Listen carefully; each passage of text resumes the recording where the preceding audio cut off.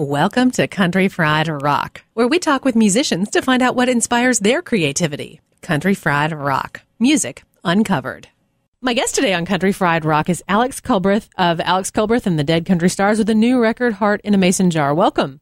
Oh, thanks for having me, Sloan. We've kind of been talking for a while. You have had a lot of projects in the last few years. Yeah, the Dead Country Stars is my band now. We've been playing together for about a year. We put an album out in December. And before that, I was playing with a trio called the Parlor Soldiers. And before that, I was just putting out solo albums. How'd you get into music originally? When I was probably about 12 or 13, I really started getting into punk. And that was pretty much all I listened to all throughout middle school and high school. And I tried to start a few punk bands, but it never really quite worked out.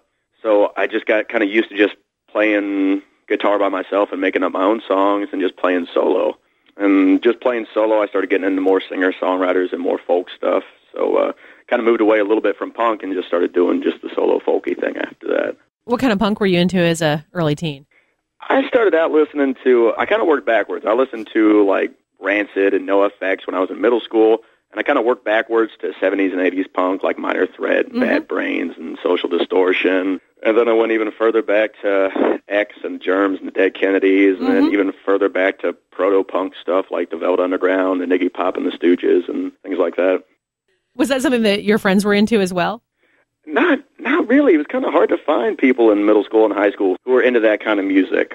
I was kind of just discovering it on my own, and that's how it worked backwards. The bands that I were into, I would look to see who influenced them, broaden the range a little bit. You kind of gravitated more towards singer-songwriter and folk stuff. What was pulling you at that point? I guess the first real, folky stuff that I really started listening to was a friend gave me a Bob Dylan CD, and that just sort of opened up a whole new world for me since I'd only been listening to punk up until then. And then it was kind of the same thing with punk. I found out who influenced him and sort of worked my way back with that. I found out about Woody Guthrie and Ramblin' Jack Elliott and found all these other great singer-songwriters just from listening to Dylan, like Townes Van Zandt and Graham Parsons and Steve Earle and all those people. I always really liked music with grit. That kind of worked with punk and also with people like Townes Van Zandt, Steve Earle, and Bob Dylan. I always liked something that had soul or had grit to it, punchy. Never miss a radio show from Country Fried Rock. Subscribe to our podcast on iTunes. Just search Country Fried Rock. This is Alex from Alex Culbreth and the Dead Country Stars. You're listening to Country Fried Rock. Well, so were you writing your own songs at that point? Yeah, I started writing my own songs when I was probably about 15, and I recorded my first album when I was either 16 or 17. And was that something you did just for yourself, or did you put it out there? I would go out and play little local shows, and I would burn the CD and give it out to folks. So that's kind of punk. At what point did this become something that you knew you wanted to continue to develop? Probably when I was in my early 20s, I guess, that I really found out that this is something that I could really do full-time and really take a crack at making however meager a living at it, really giving it all my attention and going full-time at it. I remember there's this Townes Van Zandt documentary called Be Here to Love Me. It's one of the most, I love this documentary. It's one of the most inspiring things as a songwriter I've seen. And there's this one scene where he's giving an interview and he says, one day I just found out that I could really do this. It takes blowing off security and money and comfort and all these other things, but it's really possible to just get a guitar and go if you just throw yourself into it. A lot of people that I talk with, it's that, how do I keep this moving forward? How did that develop for you? I just got done with school a few months ago, so now I'm really working on trying to play as much as possible. Playing, 3 to 4 shows a week. I'm actually about to leave on a 2-month tour, playing just about every night. So I'm spending most of my time playing shows and booking shows and just trying to get out there and play and travel as much as possible. So you're going to be on the road alone? Yeah, I couldn't get the whole band out for 2 months, unfortunately, so I'm doing the solo one-man band thing. Will this be the first time that you have gone outside of your geographic area? No, I've toured plenty of times before, solo and with the band, but it's mainly been, short little spurts, a week tour or 2-week tour. I haven't been out on the road for this long before, just 2 months straight. How has that gone for you then, booking this all yourself and making that happen? It's very time-consuming. It's a lot of work, but it's pretty fulfilling just doing it yourself. It's kind of amazing what you can do on your own as a musician these days. With internet and social networking sites, I've booked the whole thing just by sending out emails and venues and just trying to work it out myself. Did you have any kind of methodology of? Not really. It was finding different spots that I just wanted to go and check out. Yeah, I'm going out to Texas, going out to Colorado and New Mexico, and I've never been driven through Colorado or New Mexico before, so I just kind of wanted to go and check out the scenery and check out those places, and so I just booked some shows out there. I went with two members of the Dead Country Stars out to Texas in December. We played in Austin one night, and then the next night it was like the tail end of the tour. We had to get back real quick, so we were playing Nashville the next night. Austin to Nashville in just one fell swoop. Whoa. And I think it's like something like 10, 12 hours or something. Yeah. And I remember falling asleep for like, I don't know, 6, 7 hours, and we were still in Texas after leaving Austin. Kept on going. What's changed for you in the songs that you've been writing? I guess when I was just doing the solo thing, I like writing ballads. I started playing with the Parlor Soldiers, and it was kind of a collaborative project with me and another songwriter, Karen Jonas. We would write duets, stuff that kind of fit the guy and girl duo kind of act. But the Dead Country Stars, we're a fuller kind of alt-country bluegrass band. We got banjo and upright bass and drums, so I write a lot more lively and upbeat songs for them because we play so many bars, and that music fits better with bars. Country Fried Rock is a proud sponsor of Front Porch Fest, coming to Stewart, Virginia, August 30th through September 1st. Get your tickets now at frontporchfest.com. This is Alex from Alex Colbert and the Dead Country Stars. You're listening to Country Fried Rock. You can check out some of my music at deadcountrystars.bandcamp.com. How did you all end up getting into the recording process for Heart in a Mason Jar? We'd only been playing together for a few months. I had all the songs, and I essentially wanted to get a band together to record the album and to start playing shows, and it worked out so well with them. I met them all in town. They were playing in different projects, and we kind of came from pretty different musical backgrounds. Our drummer, Ryan, is a hip-hop and funk drummer. Our upright bassist, Joanna, is like classically trained, plays a lot of jazz, and the fiddle player, Eddie, and the banjo player, Jimbo, are from more traditional bluegrass and country backgrounds. So it was kind of cool just meeting up and trying to make it all work. We ended up recording with this company, the Deep Woods Collective. These guys had a farmhouse out in the horse country.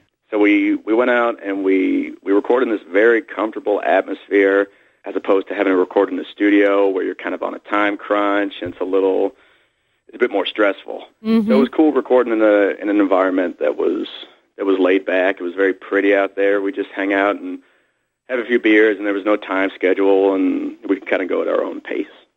Have you done anything where you're either show swapping with bands from other places or you kind of build your own bills to be able to take it around?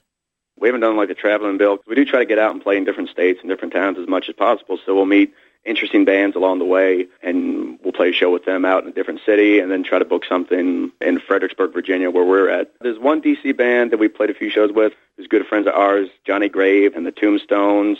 Also a few bands from Richmond, the Green Boys, Allison Self. When we were in Austin, we did a great show with Shaky Graves. And one band that's kind of getting bigger anymore out of New York is Spirit Family Reunion. We've done a couple shows with them. I saw them the first time at the Woody Guthrie Folk Festival out in Oklahoma, and they were just playing on the streets, and they were really good.